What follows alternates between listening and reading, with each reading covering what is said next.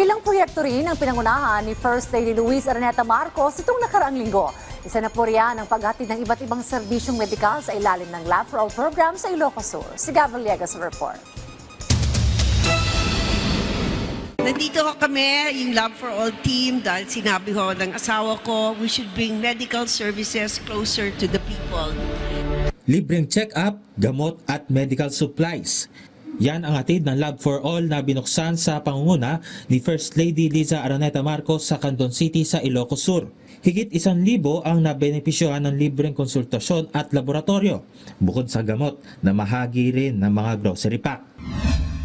Sinaksihan din ng unang ginang ang inaugurasyon ng Ilocos Medical Center at pagbubukas ng bagong dialysis center sa parehong araw sa Candon City sa Ilocos Sur.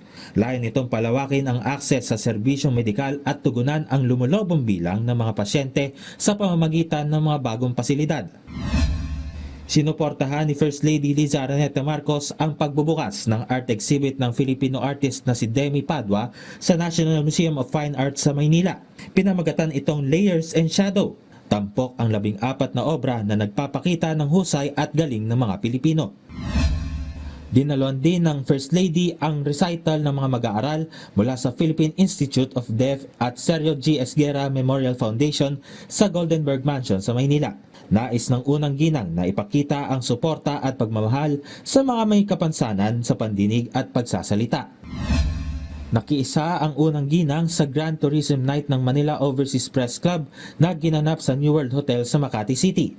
Pinarangalan ang mga organisasyong may malaking kontribusyon sa pagsusulong ng turismo sa bansa. Don't just promote the country, you tell its story and you say it with a heart.